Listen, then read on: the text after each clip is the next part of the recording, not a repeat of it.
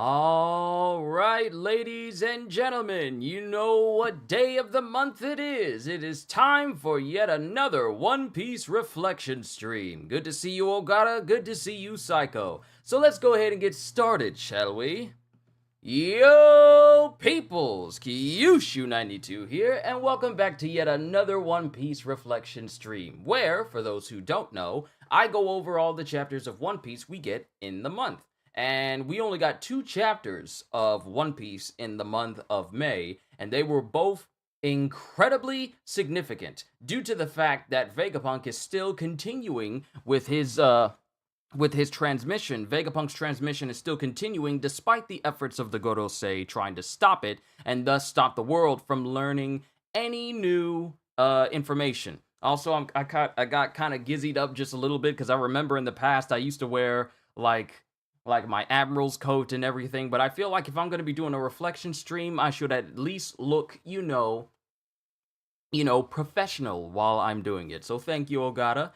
This is just like, you normally don't see me wearing white shirts with the black tie and the vest and everything, but I decided to just look a little bit nice for the last day of May. I gotta redo my tie, because I know how to do a tie, but I gotta redo it so that it's better, because I haven't redone it in a long time. But the chapters we got were chapters was chapter 1114 and 1115. So let's go ahead and get started with all the chapters that we got this month. Now, mind you, this won't be terribly long. I want to get everything that I want to say about these chapters out, and then be done, because also food is being prepared downstairs. We're having like a little bit of a brunch, and I want to be able to enjoy that as well. So I won't spend too long of a time. But just in case I need to go downstairs and get that food, I will get it and I will continue. But in chapters 1114, The Wings of Icarus, everyone is reeling after the news of it, because in the previous chapter, which was 1113, Vegapunk is pretty much telling everyone that the world is going to sink into the sea. Now, mind you, a lot of people are laughing at this due to some people in Mocktown basically being their namesake, and they're mocking Vegapunk, and they just think that he's making all this up. They think he's joking. And then we have the Navy who's listening in, and all the Navy officials, including Captain Hina, who I didn't notice before, but Captain Hina's in the group of all the vice admirals and captains and what have you. I did not notice that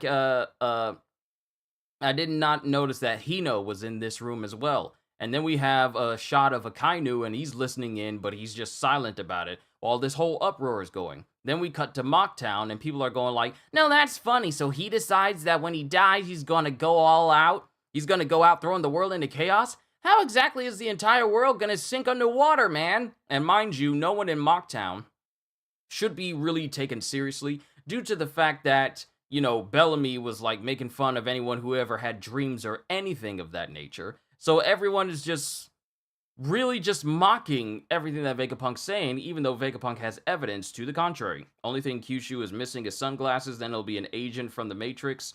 Look, I need the whole suit coat for that, and I don't have shades. I don't have, like, thin shades. But everyone in Mocktown is laughing at this, and then people in Water 7, they're listening to this as well. We cut to Paulie. And then we cut to Impel Down, where Doflamingo was laughing. Oh, that's rich. What if seawater floods down into Impel Down? Isn't it your job to ensure the safety of the prisoners under your care, Magellan? And then we see Magellan, who we haven't seen in these chapters in a very long time. He goes, that 1 meter rise the other day had the prison panicking. How many meters does it take to sink the whole world? And then Doflamingo goes, most cities in the world will be wiped out with an extra 5 meters of water. What do you think? Should we all move to much higher ground? And I believe he's referencing Marijois, since Marijois, if the waters were to rise any further, Marijois, the Holy Land of Marijois, would be the only place that is pretty much safe. And of course, Fishman Island, because it's already underwater, and they're protected by this gigantic, super dense bubble that enables everyone in Fishman Island to, live safely, despite, the intense pressure of the deep sea. But Marijois would be the only place above ground that would be pretty much safe for the most part. And I believe Wano would be safe as well because it's still up an entire gigantic mountain. The whole country is still up there. So I think Wano would be safe as well. Of course, Zoe would be safe, as would all the Sky Islands as well. And Morgan's inside of his news balloon. But we cut to Ryugu Kingdom in the Fishman Island, and Chirahoshi and Neptune, they're all listening to this. We cut to Future Island Egghead, where we hear the soldiers on the outside. They're going, "What is he talking about? This is coming from the world's greatest scientist. He can wreak havoc on the world even with a lie. This is utter nonsense, Dr. Vegapunk." And now, of course, those who are lacking in intelligence, or at least really, really hope that he's wrong, they can't believe it because it's too outlandish. Mind you, this is also the same world where people can turn into animals or a hybrid of the two, come back from the dead, can literally rip souls from people's bodies, turn into giant dragons that can control different types of elements, stretch their bodies to various sizes, or even turn everything around them into Toon Force, or turn into light, or into magma, or ice. But the prospect of something that seems grounded in reality, such as the waters rising and consuming all of the islands across the world, that's ridiculous. So you can see how stagnant in thinking a lot of the Navy thinks in terms of this revelation. And mind you, given the fact that Vegapunk is the smartest man in the world, you would think no one would dispute that. You would think. But since it's coming from him, they're in denial that this could even be true. And then it shows the Gorosei going out of their way to like telepathically speak to each other. Destroy the transmission transponder snail. In fact, destroy any life form you can hear. Everything else is secondary. It shows Mercury, Jupiter, Saturn, Nusjuro, and Mars, and they're all going around trying to with the intent of destroying any life forms they come across in the hopes of stopping the transmission. Of course, they don't do that for this chapter or the chapter afterwards. Matter of fact, in this chapter, this is where some very interesting knowledge gets confirmed, and then some more knowledge gets dropped in chapters 11-15. We have York running around with a giant bazooka going, "How much are you going to tell them, Stella?" And then it cuts to Vegapunk continuing to speak to everyone. "Now, speaking of the near future for me, assuming that the sensors I built are functioning correctly, in the days after I record this message, there should be a most remarkable earthquake that strikes the entire planet." And of course, everyone knows what he's talking about simply because of the earthquake that was felt across the entire world. So now there's more validity to what Vegapunk is saying. And Smoothie is there with, Mondu. Yeah, is he talking about the earthquake from today? But Vegapunk's already dead, supposedly. And then it cuts to another place where that has already been flooded by the waters rising because of this earthquake previously. The earthquake felt after the Lelusia Kingdom was destroyed. This place is completely flooded in water, and they're already in boats. It's like another Hurricane Katrina situation. As a result of that, the sea should rise about 1 meter around the world, rendering some islands uninhabitable. Huh? Was that a prophecy? Beaches around the world will be lost for good, and we saw it in an example of this already. If I am wrong in this prediction, feel free to disregard the rest of this message. And then it cuts to Kuzan, who's listening on Island Full of Lead, fully bandaged up and everything, like bandaged over his face, his nose, and every place else, because, his fight with Garp was a heavy one. So he did not walk away from it unscathed, despite him being a Logia user. Garp literally put him through his paces during that time. If this has happened, however, you should heed my words very carefully. This particular earthquake is not exactly what I would call a natural phenomena.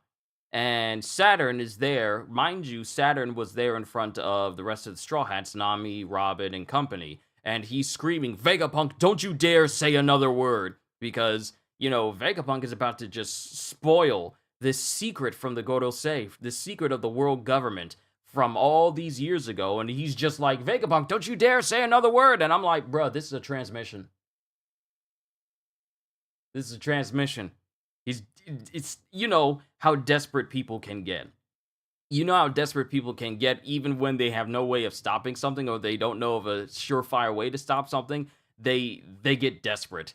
But everyone is defending Robin from Saturn while Saturn it was trying to get towards Robin, because he was also trying to kill Nico Robin, because she's pretty much the last survivor of the Oada incident, other than Jaguar D Sol, and we all know that he's fine.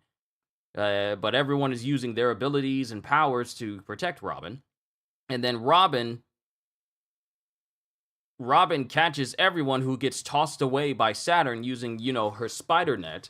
And when that happens, Saturn tramples over everyone. Mind you, he really just tramples over Chopper in his guard point, and he just tramples over him while his face is also regenerating, because he got shot in the face,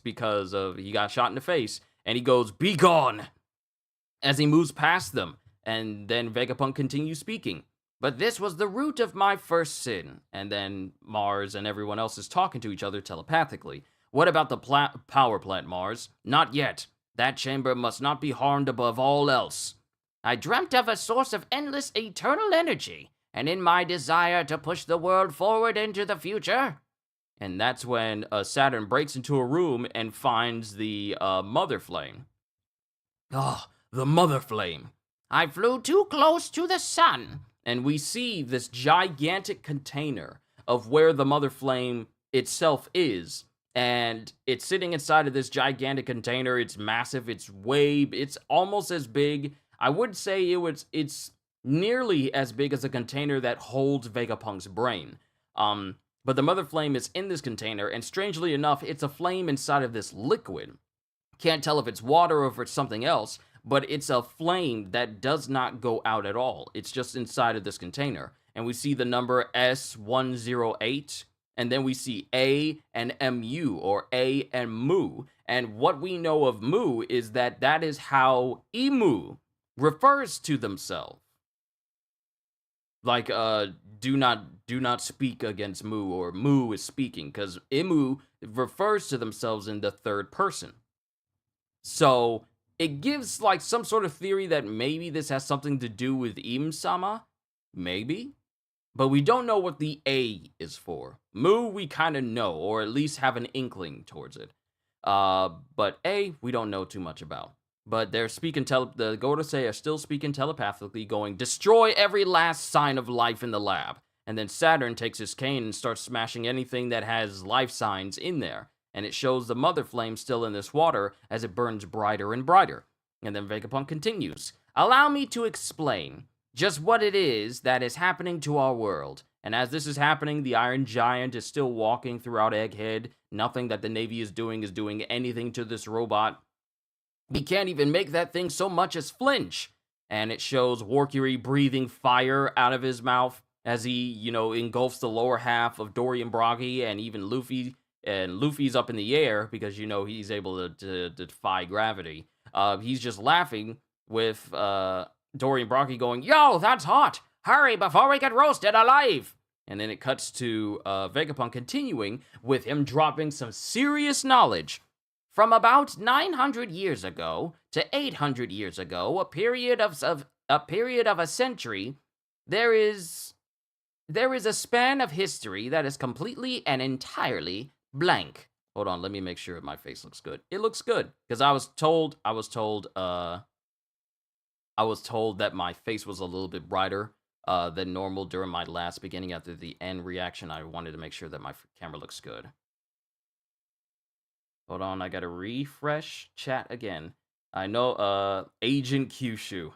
I didn't see that because it didn't update the chat when you guys said that. I know, right, Ogata, you know what, Ogata, much I love Agent Smith. I would believe that Kyushu would be more terrifying as an agent than Smith. Really now?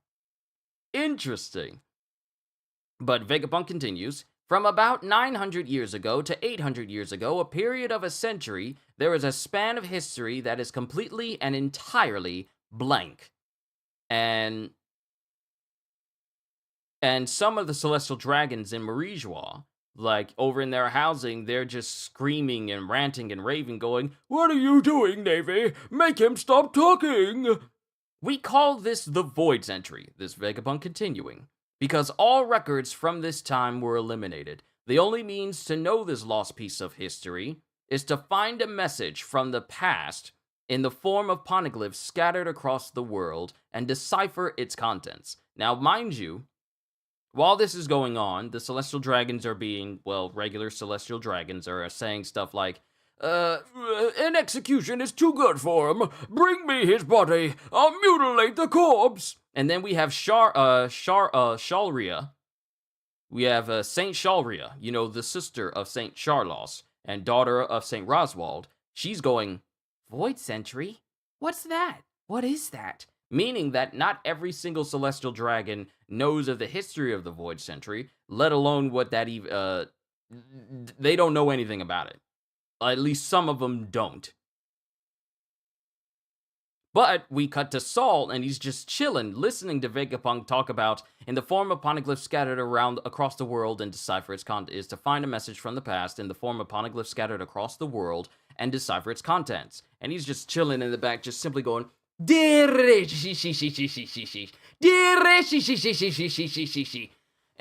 he's just chilling. Then we cut to Orangetown in the East Blue, the place where the mayor of Orangetown and Jojo were, the place where Buggy tried to take over that one time. Well, long, long ago, there were 20 kings who got together and they created the world. And this is what one little girl is saying. And then the mayor goes, and what do you think, Jojo? Because that's the story. That's the fabricated story that the entire world knows. So what Vegapunk is saying is contradictory to the history that the world government has pretty much pushed out there and propagandized. They pretty much put out this fake news. They put out this fake news, and in order to fool all of these good people, wonderful people, great people, fooling all these people into thinking that this is the story that defines the history of the world, but Vegapunk's story is contradictory to that. However, the world government has made it a crime of the highest order to decipher the message of the poneglyphs, and despite being a member of the government myself, I broke this law. That was my second sin. Now, mind you, we have the Amazons of Amazon Lily. They're also listening into this as well, and they're murmuring, because as far as they know, that's the history of the world as well. So, one thing I really love about this chapter is the fact that Vegapunk is allowed to say everything. Oda's not cutting him off.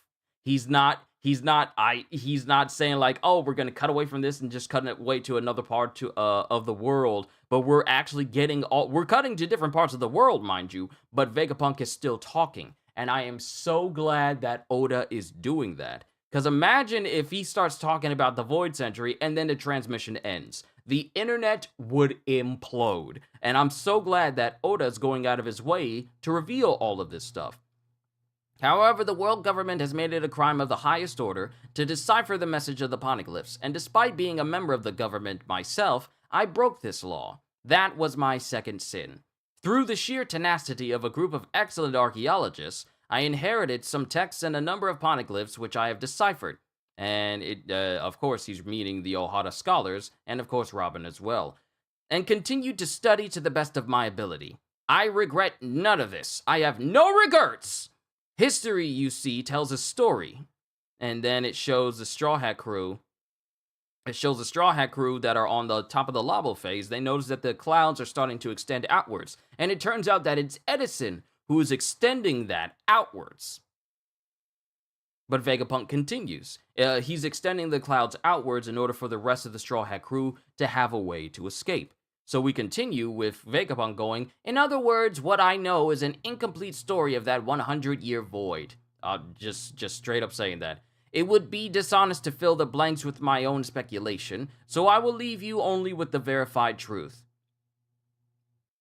The main character of this story was born into a kingdom with an impossibly advanced civilization 900 years ago. And in this instant, Luffy decides to try and fight Warcury and punches him in the face with like a hockeyed up enlarged fist, akin to that of like Gear 3rd, but he's in his Gear 5 state doing it. And mind you, Luffy still gets burned because of Warcury's body.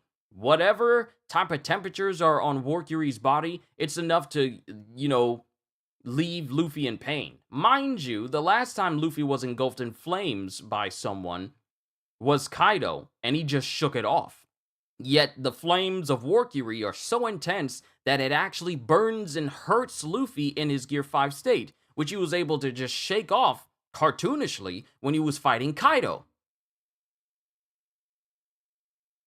So whatever level of mythical Zoan that Warcury is, it has to be of a higher degree than even Kaido is, because Luffy has been harmed multiple times while fighting the Gorosei in their, I guess, Zoan states. So, and it burns his hand, but Vegapunk continues. Like the sun god Nika spoken of in Elbaf legend, he fought with a body that stretched and contracted, pretty much summarizing that Nika and Joyboy are not exactly the same two people. His name was Joyboy, and he was the very first man on this sea to be called a pirate. So that's a lot of information just coming out of Vegapunk right now, and I'm so grateful that Oda allowed that information to get put out, and it didn't get cut off.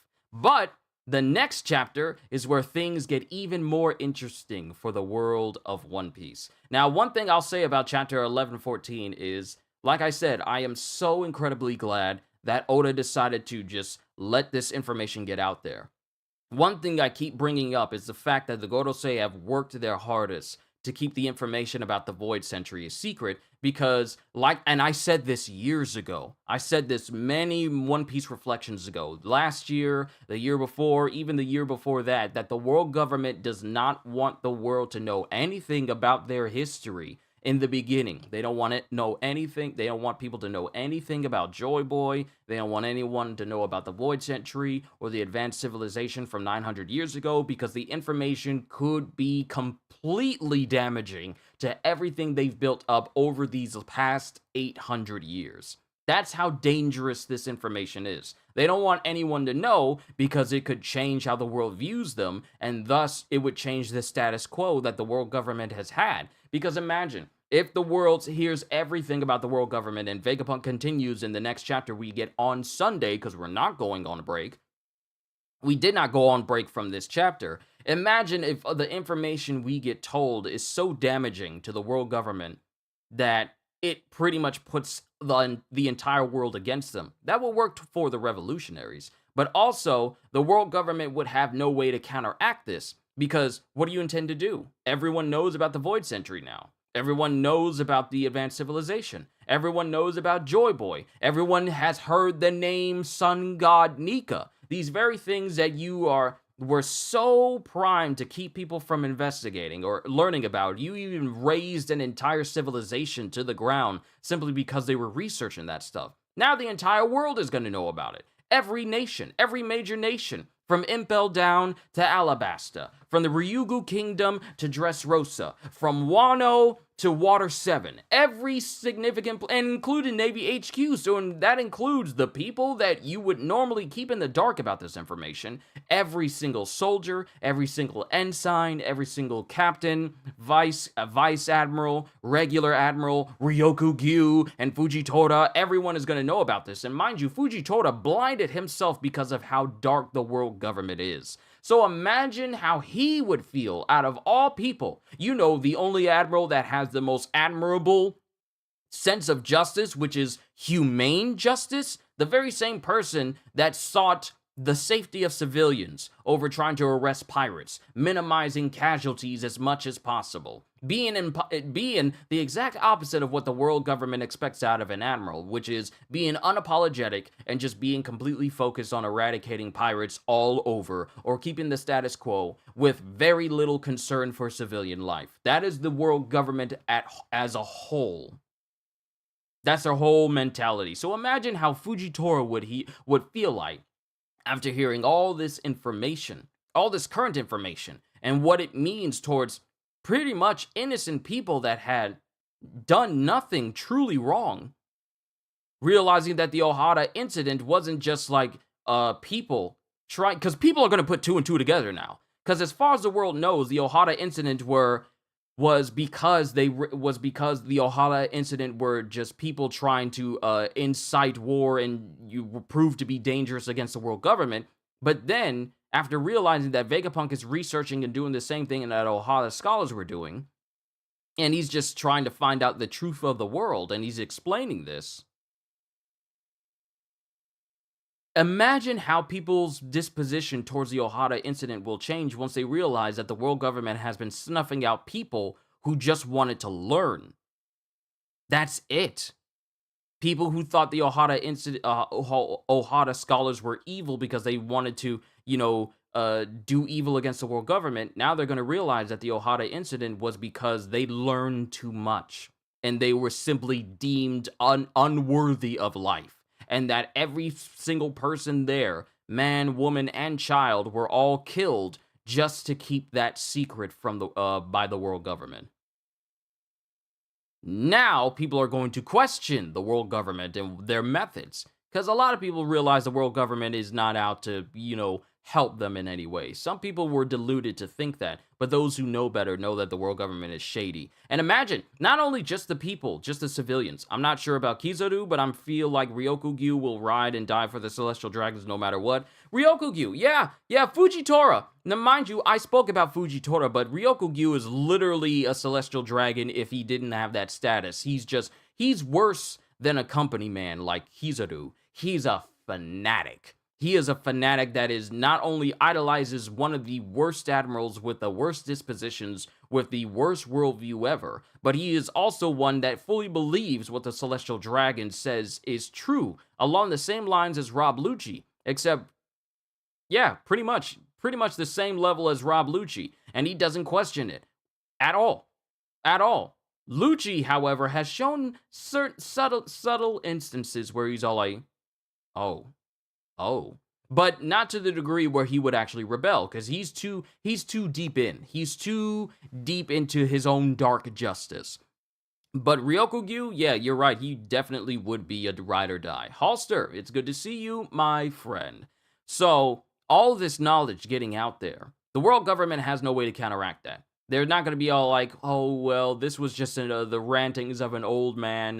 You shouldn't believe that at all. The amount of damage control you would have to do across the board, it's not going to be something that can just be easily overwritten. They were able to overwrite the whole fact that the Straw Hat crew defeated Crocodile and gave the credit to Smoker. Smoker! Let's talk about Smoker. This dude has always been on the world government's case and the higher-ups' case simply because of their actions that made things worse instead of good. Even covering up, like I said, that Luffy defeated Crocodile and made him take all the credit, and even gave him a promotion simply because they want the world government to continue to look good. However, now the world government is being exposed for the nefarious organization that they are. And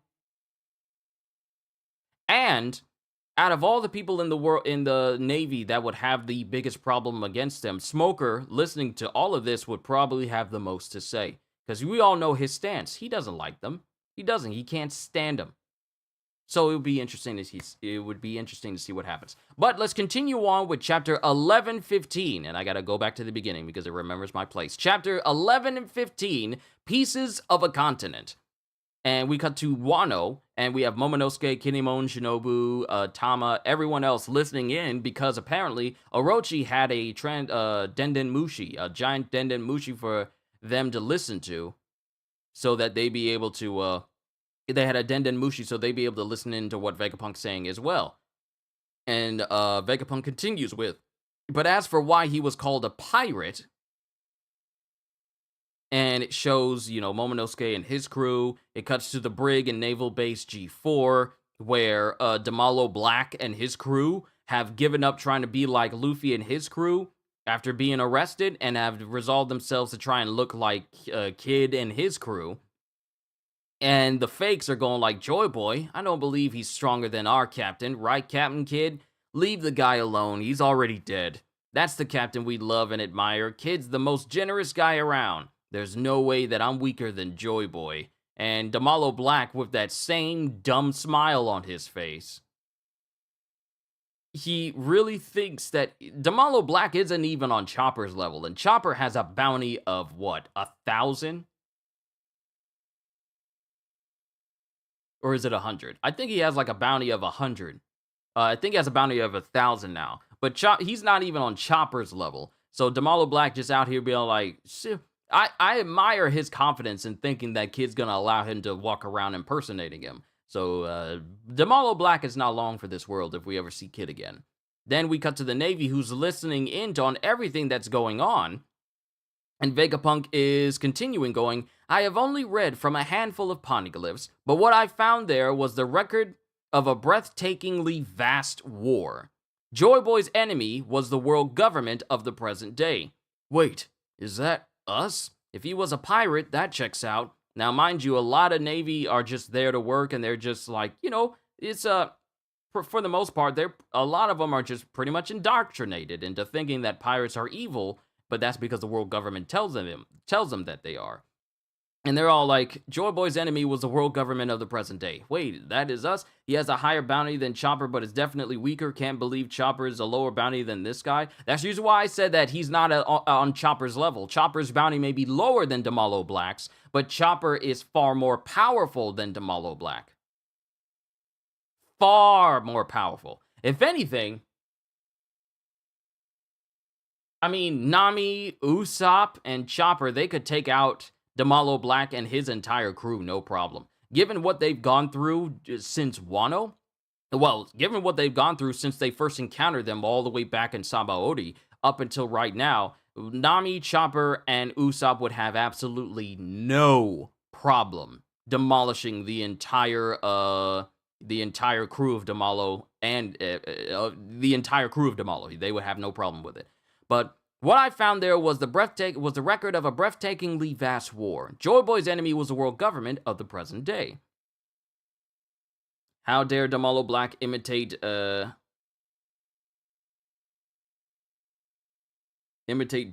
Demalo Black's bounty isn't even higher than Luffy's in the East Blue. It's really sad, but you would think, here's the thing. Demalo Black makes himself try and look like the person, aesthetic-wise, but his body shape, and literally the body shape of everyone in his entire crew, not a single one of them is capable of matching what the other person looks like. The only person who was fooled by this appearance was Chopper, and Chopper's, naive, unfortunately. But everyone else, they're not dumb enough. They're not dumb enough to believe that he could be anyone else but Demalo Black. Well, actually, you know what? Chopper and everyone else who was following Demalo Black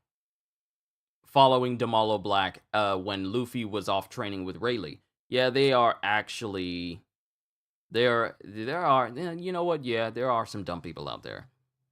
But while the Navy is all like, wait, is that us? If he was a pirate, that checks out. And then it cuts to Warcury, who's steadily breathing more fire towards Luffy, Dory, and Broggy, screaming out Vegapunk's name, because Vegapunk is just exposing the world government right now. Exposing information that many of us have been waiting for years. Just exposing so much stuff. More accurately, it was a precursor to the world government, a provisional army put together by 20 kingdoms known as the Alliance. This is information before the world government was even formed.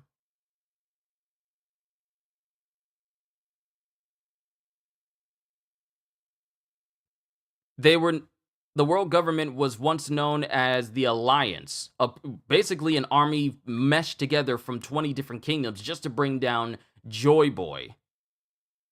And while this is going on, it cuts to Mars, who's just outputting Conqueror's Haki everywhere to knock every snail, to knock out every snail around him using Conquerors. And he's looking, mad and upset as well. And he's just walking through the hallway, just walking through the lab, knocking out everything with Conquerors. You might say they had no other choice. So robust was Joyboy's faction, meaning that Joyboy had tons of people following him, to the point where 20 kingdoms had to combine an army imagine this. Now think about this. 20 kingdoms had to combine all of their armies together just to bring down Joyboy and his faction. I'm getting remember in Solo Leveling, when all these different monarchs and all these different monarchs and the Demon King Balin everyone had their armies against Ashbourne, and yet our Ashbourne had an innumerably large army. that everyone had to band together in order to take him down. That's how big he is. This is what I get reminded of when I think of Joyboy. Joyboy's faction was just so large that it took 20 kingdoms just to muster up enough forces just to bring him down. Without knowing the spark that caused the war, I won't say who was wrong or right. I imagine we'll find out the spark sometime in the future, and I feel like it may not be too long. I won't say who was right or wrong. I'll simply state that two competing ideologies came head to head. As I mentioned earlier, for its time 900 years ago, the country of Joyboy's birth, and it shows Zoe as the minx and, ruler Carrot. Carrot the ruler is there listening in, was a startlingly advanced civilization, and the weapons that were used over the course of this 100-year conflict appear to be impossible to recreate with the latest of modern science.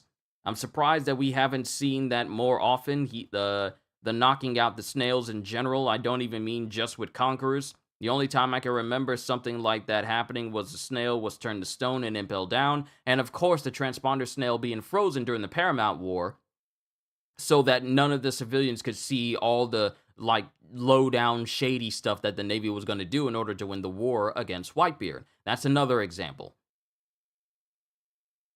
And then we show the last remnants of, pretty much the only remnants of the Foxy Pirates, which just has Foxy, Porsche, and Hamburg. Foxy sporting a new mustache in the very shape of his upper lip, going, "What nonsense is this? He's talking peanuts!" Bars, I'm starving. Even I, a humble genius, cannot replicate them. Basically saying that the weapons that are going to be talked about in this are so advanced that even Vegapunk can't recreate them. And therein lies the problem. And then we cut to the Labo phase where we get a but apart from that, we don't really see the transponder snails taken out too often. Only when it's like a serious situation. Not really. But we get a Dendenmushi chiming in, and it's Stussy talking to Edison. Mind you, Kaku's still there, still inside the sea prism bubble. And Edison is trying to tell Stussy to run and get to safety. Lower the barrier and get to safety. And while this is going on, what? What? I can't. If anything happens to the Straw Hats before they can leave, honestly, there ain't much point to the barrier anymore if it can't stop these guys from getting past it. And it shows Saturn walking through the area, and he also has Conquerors as well, and he's knocking out every transponder snail he comes across too.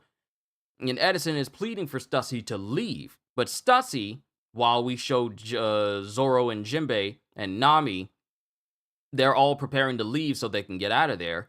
Hurry, more ships are gathering around the northeast coast. We don't want to land on the water only to get bombarded to bits. As the Navy vessels are getting closer and closer to the giant ship, and they're also trying to fire on the giant ship, trying to sink it so that the Straw Hats can't get away. They're just firing on it, but it doesn't look like it's doing too much to it at the moment, but the sooner they leave, the better. Now, Stussy says, "That's a relief. Stella would be so upset with me if I didn't help them get away." Nah, he wouldn't. Now get out of there. But I don't know what to do. Because Stussy realizes that basically Vegapunk being alive is what gave her purpose. It's what gave her purpose. And she says, without Stella around anymore, who do I live for? And Kaku is just listening to this whole conversation. Then it shows Bonnie, it cuts to Bonnie, who's in her larger state, and it looks like she's drop kicking Nasjuro. Don't let him use that katana. That old geezer can cut through anything. As it shows one of the giants being tossed to the ground, Sanji being tossed to the ground, and then it cuts to Nasjuro, who goes, "Bioresponse detected." As he kicks away from one of these giants, like he kicks him dead in the mouth, just dead in the mouth, and goes, "Bonnie!" And he tries to slash at Bonnie with his sword, but Frankie comes in and clotheslines her in order to, save her. And in the process, she shrinks down in size as Nasjuro not only cuts off the helm of the giant ship, but also a part of their crow's nests as well. And Frankie goes, "Huh? Can't hold that future form for long," and it shows Bonnie as she's tired and wheezing. And then Vegapunk continues. The Void Century came to a close with the defeat of Joyboy. And these panels zoom in on the Iron Giant and Zoe and Zunisha. And then it cuts to Nusjuro, who jumps high into the air as he goes, how long must you jabber on, Vegapunk? And he jumps into the air, and he takes his sword, obnoxious bioresponse, and he slices in the air. Mind you, he's far away from the Labo phase, but he slices in the air, and in one quick draw, very similar to Law slicing Punk Hazard and the Sad Factory just in half with his Ope Ope no Mi. Nusjuro in one stroke cuts through the entire Labo phase, which not only slices through the entire upper half itself, but also slices through the holding cell of the CP agents who were imprisoned, and also releases the Seraphim as well. Mind you, they're still sealed inside of the Sea Prison bubble, but the rest of the Cypherpole agents, unless they know Skywalk, they are not surviving the fall, because they are just left to fall out of the lower half of the entire area. But not before leaving vast permanent scars of war across the face of the world. So let me read that again. The Void Century came to a close with the defeat of Joyboy, but not before leaving vast permanent scars of war across the face of the world. The world is made up of a series of islands. Sailing between them is difficult, and many people never experience anything but their own culture at home. And then everyone's all like, yeah, duh, everyone knows the sea is dangerous. But this shared understanding of the world does not necessarily apply to the world of 1,000 years ago, because a cataclysm occurred during the Void Century. Except I think Law has a room up to do it. No disrespect to Law, but this was definitely more impressive. That's what I said. The reason why Law was able to do, that's what I said during my reaction, not what I said here, but what I said during my reaction. The reason why it's more impressive for Nusjuro to cut through an entire, basically an island-sized cloud this way, is because he's doing it with pure strength alone. Law had the help of like a giant room enveloping all of Punk Hazard, and him slicing through the entire mountain. That's the benefit of his own Devil Fruit, but Nusjuro is just slicing through it with his sword on strength alone. So that makes it more impressive. As you say, it makes it more impressive. But people are going, yeah, everyone knows the sea is dangerous, but this shared understanding of the world does not necessarily apply to the world of 1,000 years ago, because a cataclysm occurred during the Void Century, causing the world to sink once before. We are currently living on the pieces of a continent that existed long ago, and it shows the ruins of an ancient civilization underwater, just completely engulfed, just completely submerged, as we see a Sea King pass by in the background. And every one of the revolutionaries, save for Dragon, is completely surprised by this knowledge. Ivankov just, does his usual expression when he's shocked. He doesn't go launching backwards, back first into a tree or anything, but Morley's shocked, everyone else is shocked, except for Sabo and Dragon. And as Sabo's listening in, Vegapunk continues. In the world of a millennium ago, now slumbers unseen at the bottom of the sea. In fact, one can assume that in the past there were a number of continents we know nothing about.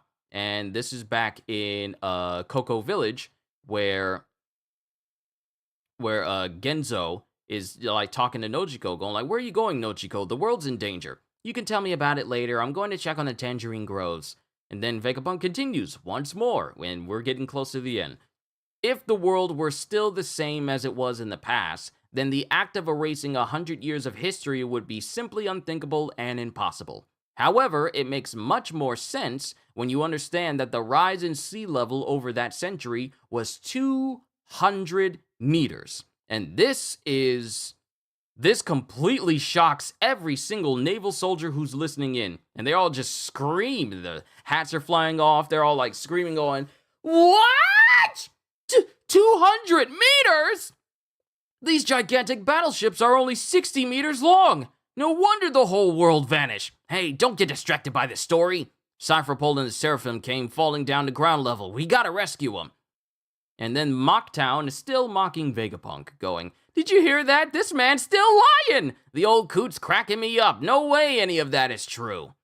Then we cut to the Cherry Blossom Kingdom, Chopper's homeland, aka Drum Island, and Dalton's listening in. Dr. Correa's listening in, and Dalton is all like, "How does such a thing happen?" And Dr. Correa goes like, There's still so much to learn about the world.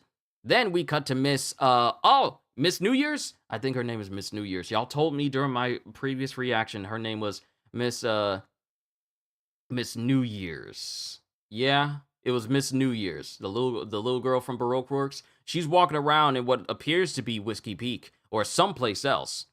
She's walking around. Oh, wait a minute.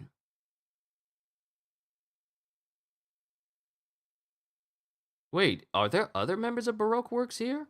Is that Miss Groundhog's Day? Miss Golden Week. Thank you. I keep forgetting. Miss Golden Week is here. Is that Miss Groundhog's Day? Is that Miss Wednesday? It looks like Miss Wednesday. And then that looks like Miss Valentine's Day. It could be them. I'm just assuming. But she's there walking around in what appears to be Whiskey Peak or someplace with giant cacti. And people are going, Miss Valentine and Miss Christmas are with her. Yeah, exactly. Miss Merry Christmas. Miss Merry Christmas. Where did I get Miss Wednesday from? I'm sorry. But Miss Golden Week, Miss Valentine's Day, and Miss Merry Christmas, they're there as well. But it really centers on Miss Golden Week here. As for why the sea level rose so much during that century, it would be natural to assume the work of a sudden natural disaster. But I can state for a fact that this was a man-made disaster. It's been a hot minute since I heard my family about breakfast. I might need to check on them in a minute. Because I've been going for how long? I feel like I've been going for like 46 minutes. Hopefully they didn't put any food up because I need to eat. Miss Wednesday was Vivi. You're right. Miss Wednesday was Vivi. Sorry. As for why the sea level rose so much during that century, it would be natural to assume the work of a sudden natural disaster. But I can state for a fact that this was a man-made disaster. And of course, we have the members of Galila listening in on this. Paulie, everyone else. And Morgans is screaming, going, "That's just crazy!" And mind you, Wapple and Morgans are listening in, but Vivi, Miss Wednesday, former Miss Wednesday, she's listening and she's also holding Morgan's mouth closed, because Vegapunk continues. If such a cataclysm were caused by natural forces, then the initial disaster would have spanned several centuries and inflicted slow but continual damage upon the world. But by any measurement, climatology, geology, environmental and atmosphere science, this dramatic shift could not have happened within a single century. So the cause is something else. Then Miss Monday was the big muscular woman who Zoro demolished Whiskey Peak, though that's irrelevant since not here. Right. This dramatic shift could not have happened within a single century, so the cause is something else. And when I detected the rise in worldwide sea levels the other day, I had my answer. I knew the cause and confirmed its existence. The ancient weapons that sank the world into the sea 800 years ago still exist today and await the moment that they stir once again. In other words, the vast war that arose during the Void Century never came to an end. And it shows Im-sama walking around in his flower garden with all the butterflies and everything. And he's just standing there, eyes wide, still face covered, just growling to himself. Like there's a grr sound effect over his eyes. And that is the end of the 2 chapters that we got in May. So, with that being said, ladies and gentlemen, things are getting very, I want to say, information filled. Now, here's the difference between just getting a ton of exposition to the point of like, okay, this is too much information to process right now, versus getting this stuff sporadically throughout each chapter. And I have to say, ever since Oda wrote Vegapunk into revealing this stuff about the Void Century and more information about Joyboy and the like, and the fact that the ancient weapons were the cause of the world's water rising 200 meters over a single century, that's a lot of water to be rising over 100 years. Because he said that if it was natural, it would have happened over several centuries. 200 meters, it would take a while. But this happened in a single century. So it's too fast for it to be, naturally made, but it's man-made. But I really do like how Oda has been writing these chapters into, we're getting all this exposition, but it doesn't feel like it's too much exposition at one time. And I'm happy with, Vegapunk just revealing all this information. Despite the Godosei, and I love the fact that Oda really shows that the Godosei are walking around, knocking out all these transponder snails, and yet Vegapunk's transmission still continues. I'm happy that he's just allowing that to just constantly show and continue on, despite the Godosei using Conqueror's Haki in different spots. Saturn's using it in one spot, Mars is using it in another. Warcury is still trying to barbecue and fry Dory Bragi and Luffy. Nusjuro just slice the Labo phase in half, though I don't think that's going to have any standing on the Straw Hats getting off of the island, since Edison pretty much extended the clouds themselves. But the Gorosei's efforts to stop this transmission is still failing, because every effort they try to do to stop Vegapunk, his message still continues. I'm telling you, if Ozzy was right, and it turns out that the transponder snail used in order to broadcast this message isn't even on Egghead itself, it would be the absolute biggest baller move that Vegapunk has ever done. One of the biggest baller moves I probably would see in One Piece in general. So it would be interesting if he's right. But all these chapters have done for me is essentially show that Oda is giving us information. It used to be a while back, a long time ago, whenever we would hear something about the Void Century, people would just be hush-hush about it. In the story, that is. They'd be hush-hush about it, they wouldn't talk about it too much, or they'll say a little bit something and then something would interrupt us, and then it'll be several months or maybe even years before we hear about the Void Century again in the story. And I'm glad Oda is putting this information at the forefront of these chapters. Mind you, this is information we're getting, and we're still like Egghead. We're still at Egghead. We have Elbaf to go next to. We still have Elbaf to go. So imagine how much information we're going to get when we get to Elbaf. We're getting a ton of information right now. We're getting a brand new chapter this upcoming Sunday, so I can't wait to see what we get for that. But we're getting so much information right now, and we still have Elbaf. And one thing I also love is how Oda is showcasing the world government in the worst possible way, where they are failing to keep this information under wraps. Because imagine if the transmission ended, and then it's just to go to say all like, okay, so the transmission has ended. Now it's time to eradicate these Straw Hat Pirates once and for all. Imagine if that happened, how the story could have gone. I can't assume to know what Oda's going to be, what Oda would do if the Gorosei had stopped the message early. All I know is we probably wouldn't be having so many impactful chapters as we have right now if the transmission stopped as soon as that fake transmission snail was squashed, and it turned out to be the actual transmission transponder snail. I don't know if these chapters would be as exciting as they have been.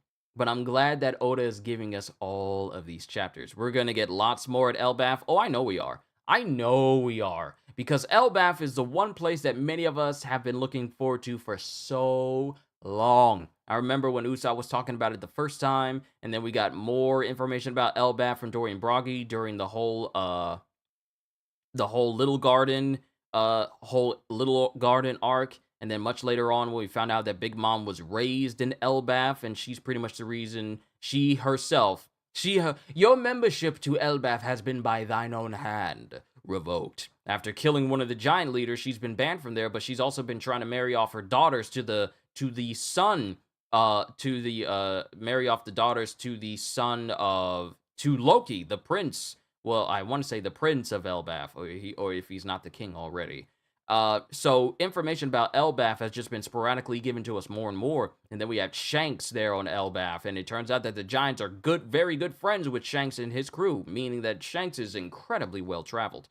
But Elbaf, and more about Elbaf, we've been getting more about it, and I'm just happy that Oda is leaning in that direction of giving us more information of Elbaf as we get closer and closer to traveling there. Mind you, the Straw Hats, Prince, possibly King Loki. Yes, Prince, possibly King Loki. I'm just going to refer to him as that. Ever since the Straw Hats have basically left Wano, they didn't really have a true heading. They just had a direction to go in. But now we have a true heading of where we need to go next, and we haven't had that since since Punk Hazard, for the most part. Since the beginning of Punk Hazard, I'm curious if Loki is going to be an antagonist or a good guy. Well, if anything, he could possibly start out as someone who's, antagonistic, but after finding out from possibly Dorian Broggy that Luffy is essentially able to take on the visage and powers of the sun god that they revere, no less, I imagine that Loki may become a helpful ally in the future. But like I said, but this is just something that's a bit preemptive for me to say because we don't even know what Loki looks like, and we've never even met him yet. So I can't say. But that's something to keep in mind because not everyone warms up to the Straw Hat Crew at the beginning. But everyone who stays with them longer than a day tends to warm up with them after a while if they're not Navy affiliated. But we have to see because I can see him being bad, or what I think would be funny is that when they see Loki, he'll be a lot like Usopp in the sense of lying all the time. Maybe. Maybe. And I'm being called for food. Hold on, give me a sec. Let me grab my food, because I'm going to bring it up here, but I want to continue talking for a little bit. We also have my Grand Blue Fantasy Relink stream later on, but let me grab my breakfast, my brunch real quick, and I'll come back. Hold tight, everyone. We're going to continue talking.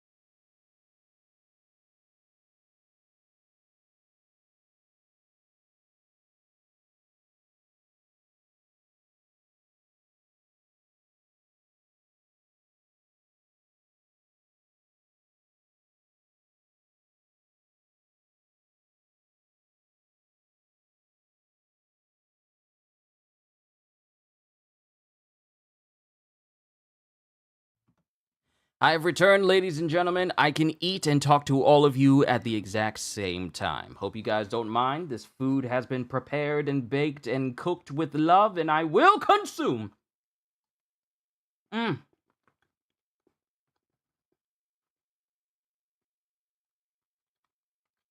Oh, let me show you. Let me show you. Waffles, sausage, uh, home style fries, home style potatoes, and some nice bacon. Mm-hmm. Mm-hmm.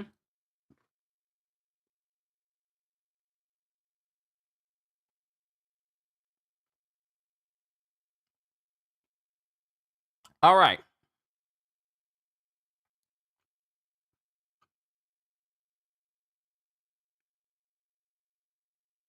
Mm.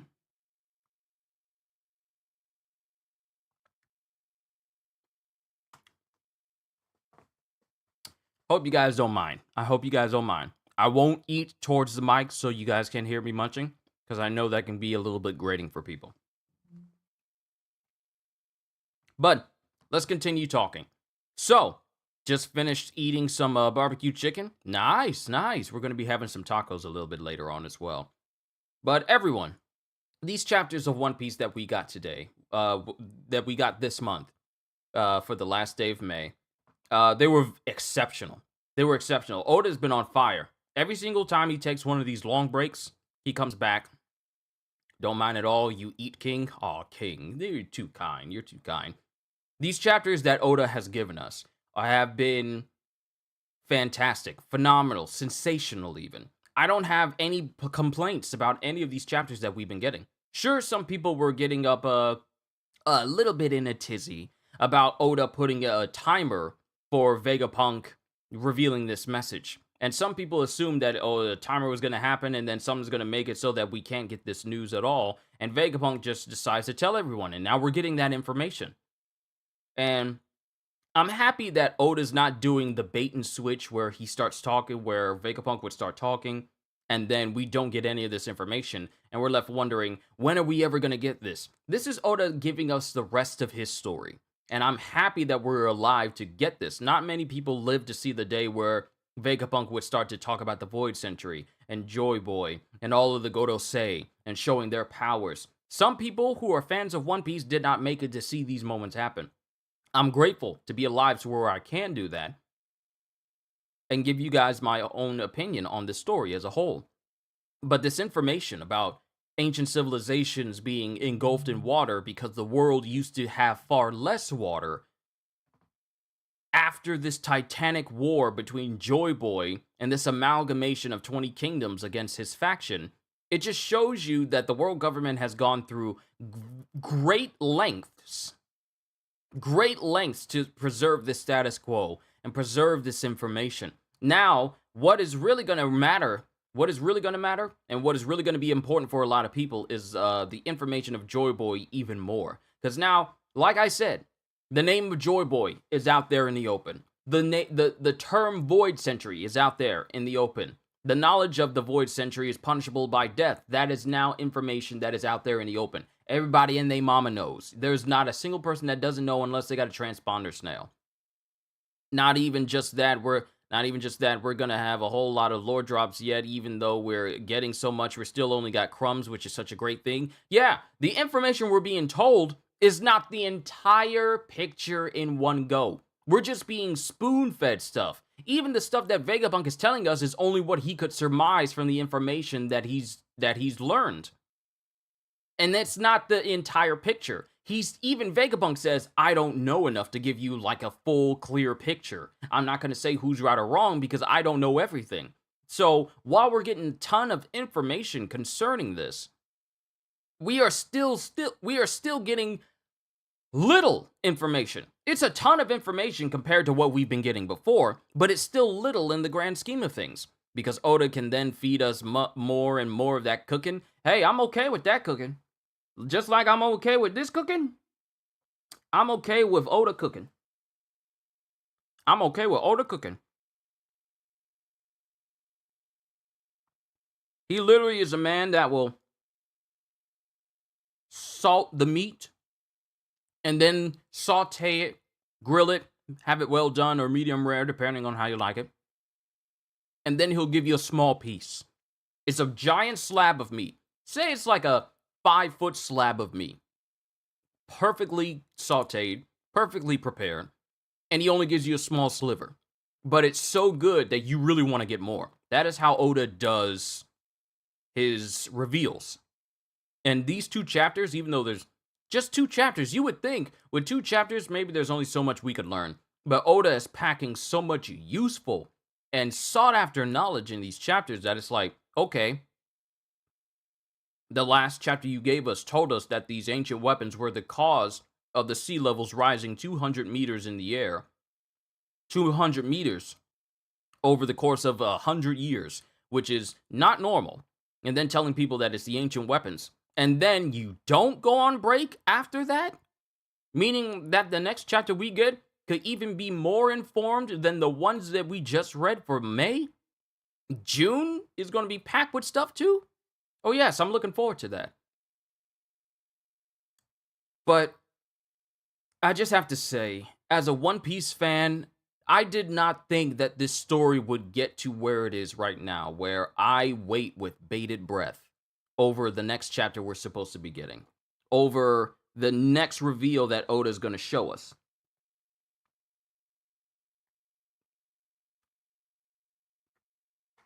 Because Oda's chapters just keep getting better and better.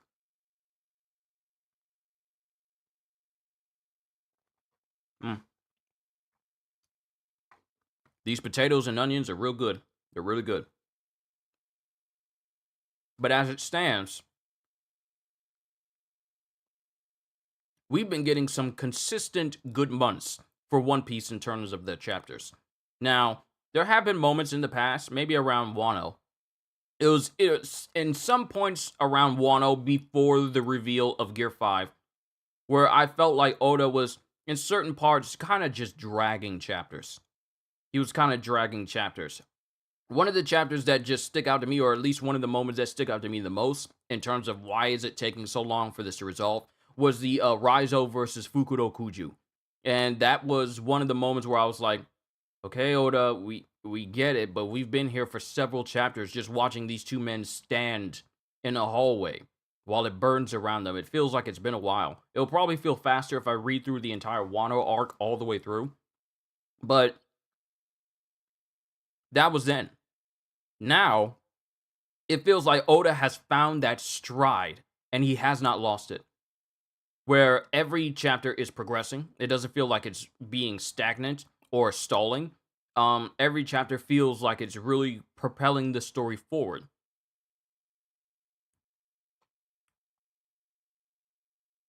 Yeah, Raizo versus Fukuro Kuju, chapters 1009 all the way to chapters 1041. That's a long period of time of when a fight starts and when a fight ends. That is what? That is 32 chapters? That's 32 chapters. Yeah, that's 32 chapters. 32 chapters for a fight to end. It feels like it it carried on for so long. But now we're here, we're out of Wano, we are focusing on Egghead, which is supposed to be a shorter arc. It's not going to be all that long. And it feels like Oda has really found that stride, that perfect stride of being able to give us plenty of action, plenty of talking moments, plenty of suspense, plenty of reveals, and it doesn't feel like any part of that is dragging. And I'm happy about it. I'm happy about it.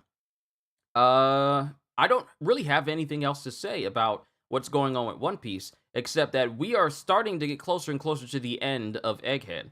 And I'm speaking as if not only are we getting close to the end of Egghead, 32 chapters of small panels and not much continuation of the fight, pretty much. But as we near the end of Egghead, as things get more and more serious, Kizaru's still unaccounted for despite everything that's going on right now, so I find that weird. One Piece is continuing on. My Hero is pretty much getting close to ending. And Jujutsu Kaisen is still going as well, but I feel like that's going to be ending soon as well, so it's not going to be too long. It's not going to be too long. And One Piece is still going strong, so I'm like, what else am I going to read other than One Piece? I know I'm going to read Sakamoto Days. Though I can't lie, I did love that bit of character growth for Raizo and that water moment, but still 32 chapters is a bit too much. Understandable. But as it stands, One Piece is by far one of my most favorite series to cover for this channel. I know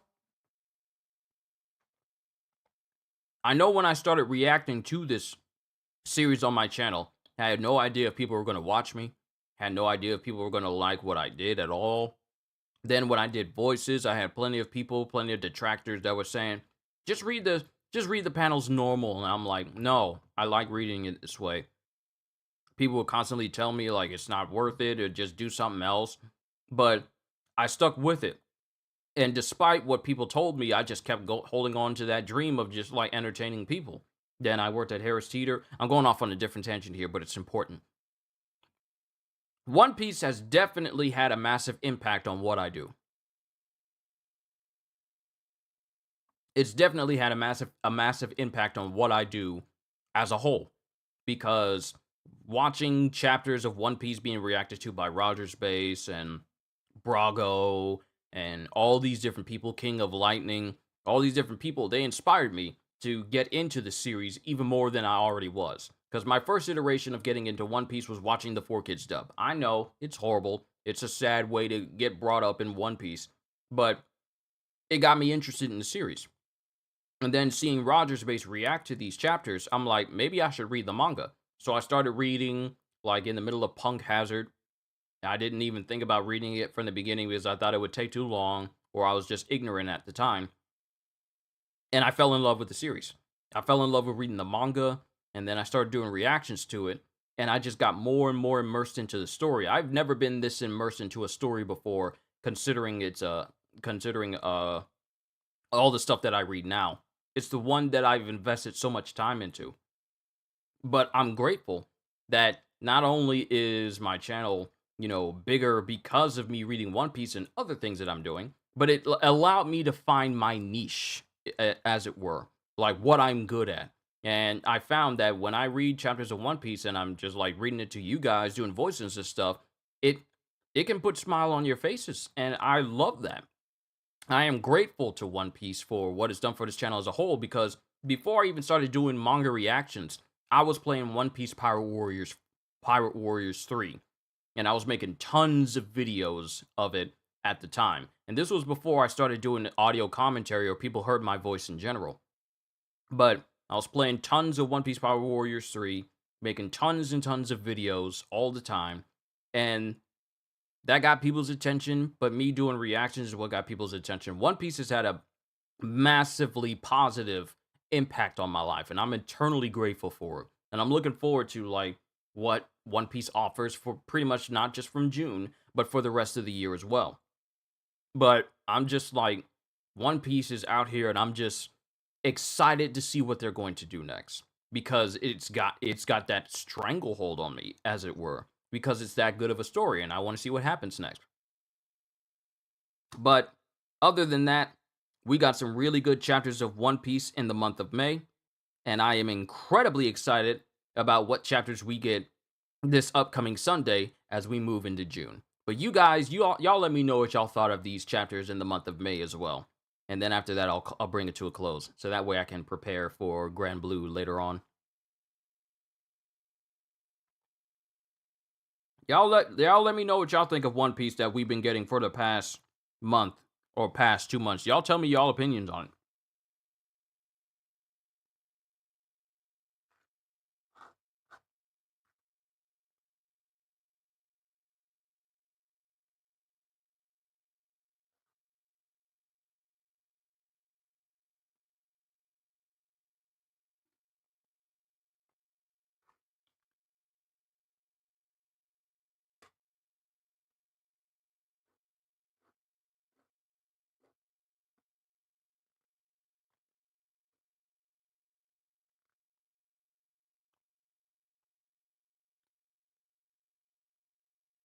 They were great. It's hard to rate it till the message is over. You're right. We gotta wait until Vegapunk's message is fully done.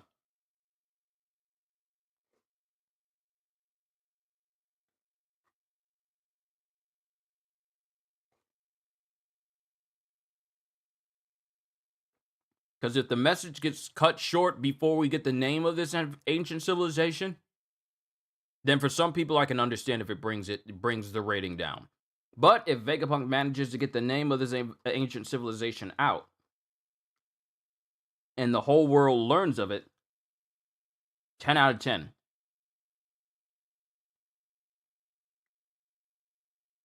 I've loved all these chapters this month. It's been so fun and exciting to read and just see how much of a menace the Godosei truly are, both politically and physically. Yeah, the Godosei are so desperate to keep this information from going out, and the information is still going out despite their best efforts. Every opportunity for them to think they succeeded, they were met with more and more middle fingers, as it were, from Vegapunk. And I'm happy that his lasting legacy has been such a massive thorn in their side ever since. Everything since the Giants arrived has been chaos in the best possible way. The Blackbeard Pirates, the Elders arriving. It's a roller coaster. Yeah, it is.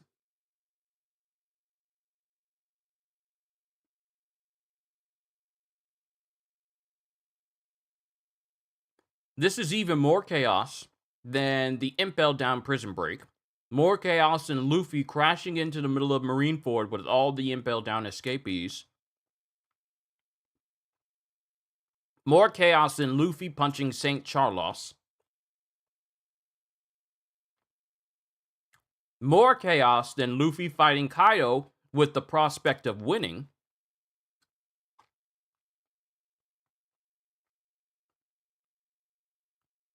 Everything that's happening on Egghead alone has been pretty much the epitome of chaos when it concerns the Straw Hats and the story as a whole. Because who knew we would see the Blackbeard Pirates show up? Who knew we would see a giant iron giant robot that responds to Joyboy, or at least the hearts of the drums of of liberation. I was about to say ribellation of liberation. Who knew we would see all of the Gorosei in their mythical Zoan forms? Who knew we would find out the history of Kuma the way we did? A character we once thought to be this terrifying, imposing individual, and find out he is the most benevolent. More chaotic than the escape of Whole Cake? Yes. Yes. Because it's so chaotic that the Gorosei had to get involved. But who knew that the string of events would cause someone who we were all terrified of, because he was in just basically this giant walking juggernaut of a Terminator, and it turned into Kuma basically being the most benevolent individual to ever exist in One Piece. That's how you know Oda cooks when it comes to writing.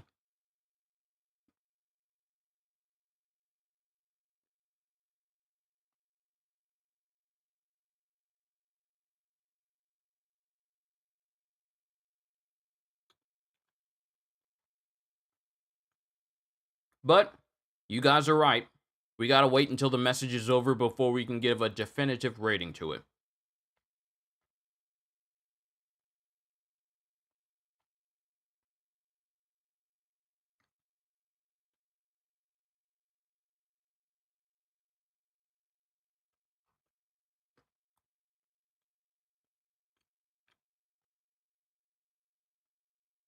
Just wanted to see if you guys had anything extra to say real quick before I bring this to a close.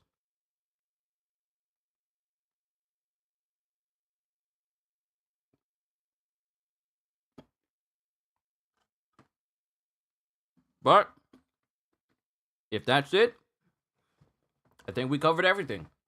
But today is the last day of May. June starts tomorrow on Saturday. Sunday will be the next chapter of One Piece. And I believe the next chapter of My Hero. And I believe Jujutsu just went on break. So we're only going to be getting chapters of One Piece and Jujutsu. How's the food? Scrumdiddlyumptious. Absolutely. I mean, my family prepared it, so obviously it's going to be good. Food is good. I still got a piece of sausage, piece of bacon, and a waffle left with Pearl's Mills syrup. Not Maple Grove, but Pearl's Mills syrup. So I'm going to be finishing that off as soon as I get done here. But June starts tomorrow. I'm looking forward to what June offers all of us in terms of One Piece, in terms of games. Summer Game Fest is going to be next week as well. So I'm looking forward to it all. I really have to thank all of you, though. Without your viewership, without your support, I wouldn't be able to do anything that I do now. Thank you to my moderators, keeping the peace, keeping me informed of things. Ogata, walking encyclopedia of One Piece knowledge when I forget stuff. Thank you.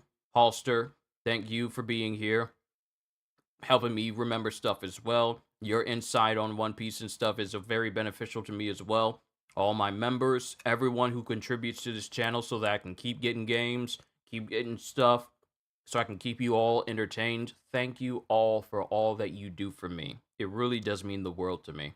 Because I love what I do, and I want to keep doing what I do. So your support in this endeavor, where I can entertain not just 4,887 people at the moment, but turn that into 40,000 or 400,000. My dreams are big, but I just want to say thank you for all that you've done for me during the entirety of me running this YouTube channel, and even me leaving my previous job so I could do this full time. Thank you. Thank you for all that you do. It really does mean the world to me. But I'm done. It's time for me to finish the rest of my brunch. Then go ahead and get the stream ready for Grand Blue, which I feel may be too soon for me to do at 2:30. I might do it at 3 o'clock, but I have to see how lunch is and what time the lunch is going to be prepared. It might be a little bit later on, so I may be able to play Grand Blue at 3 or 2:30, but I'll have to see. But you've been a wonderful audience, all of you. Thank you for tuning in. Thank you for all the support you've shown me. Thank you for just being who you are, because your mere presence is more than enough for me. And as long as you've been entertained, I've done my job. But I'm done. Hope you all enjoyed. Can't wait to see you all in my next video. Like, comment, and subscribe if you haven't already, because I am always looking forward to entertaining you. So have a fantastic day, and once again, as always, later, peoples. Gonna finish this piece of food. Ah, this food is so good!